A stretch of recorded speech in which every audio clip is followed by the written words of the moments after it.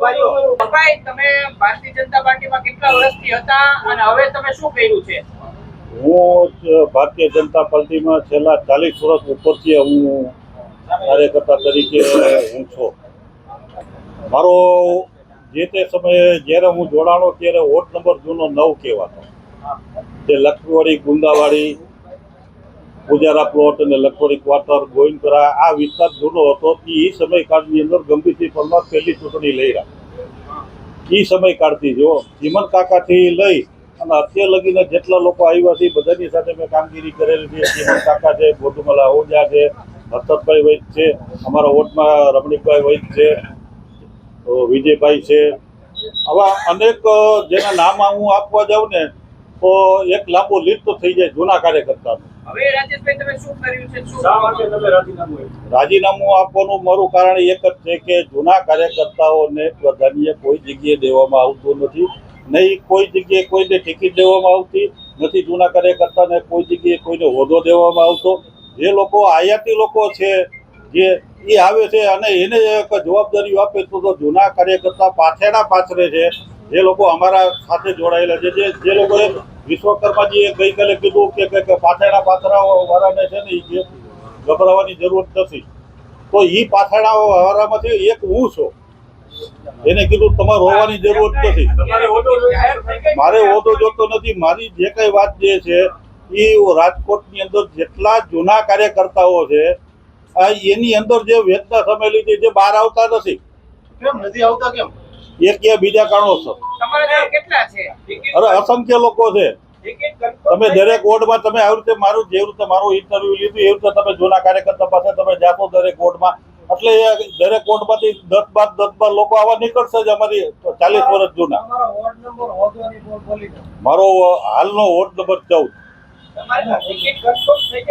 નહીં, મારી ટિકિટ મેં માગણી કોઈ દિવસ કરી જ નથી. જે કઈ અત્યારે આટલા વર્ષ લગી કર્યું છે ને બીજાના માટે જ કર્યું.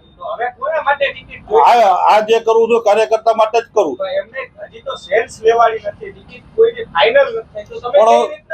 પણ અત્યાર લગીમાં શહેરના હોદ્દા આવી ગયા, હોદ્દેદારો નિમાણા. તેમાંથી જૂના કાર્યકર્તાને કેટલા જે હજી 6 મહિના પહેલા આવ્યા છે, 2 વર્ષથી આવ્યા છે, 5 વર્ષથી આવ્યા છે, એ લોકોને જવાબદારી પાલટી આપી હતી. તો 40 વર્ષનો જૂનો કાર્યકર્તાને શું કરવાનું?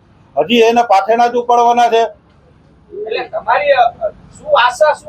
આશા મારી કઈ નથી. કાર્યકર્તાને, જૂના કાર્યકર્તાને છે ને પ્રાધાન્ય દેવું જોઈએ.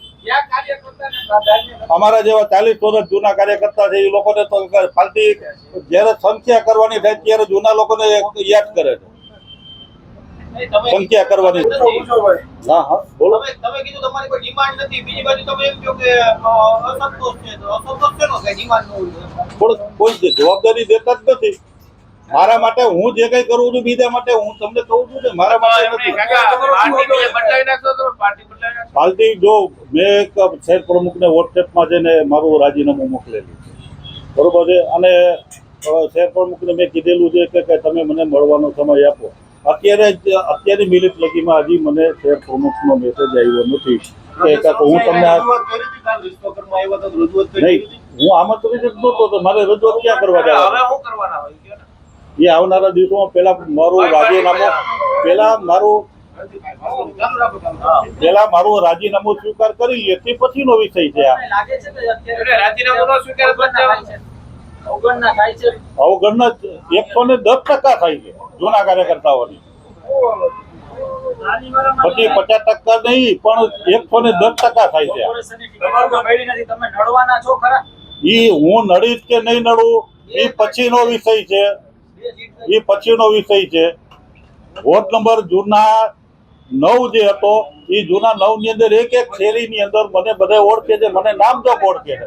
તમે મારા વિસ્તારમાં જાઓ એટલે એમ કે રાજુ ટાક એટલે કે જૂનો ભાજપ વાળો. આ રીતે છે. અત્યારે મારી પાસે કોઈ જવાબદારી નથી. હું પૂર્વ પ્રમુખ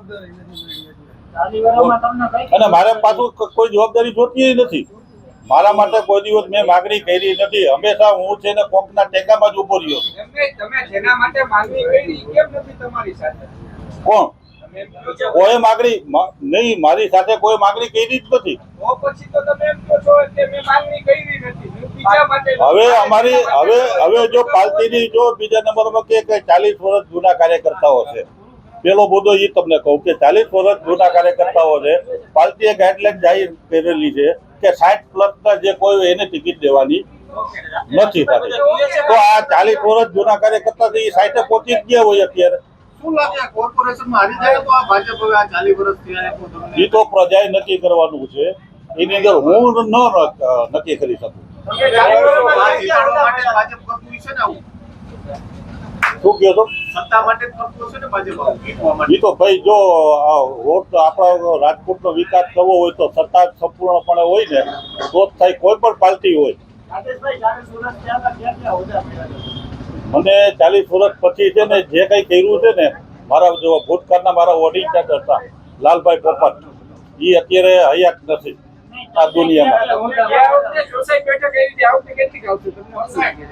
ઈ ગણિત તો તમે લોકો કરી શકો, હું ન કરી શકો. તમે મીડિયા વાળા છો, હું મારા વિસ્તાર સંભાળી બેઠો હોય, હું આખા રાજકોટના હું ન કહી શકું કેટલી સીટ આવશે કેટલી નહીં આવે. પાર્ટી કેવા લોકોને ટિકિટ આપે છે એના ઉપર જ બધું છે. નહીં કોઈ જગ્યાએ જોડાવાનું થતું જ નથી, મારે કોઈ જગ્યાએ જોડાવાનું થતું નથી.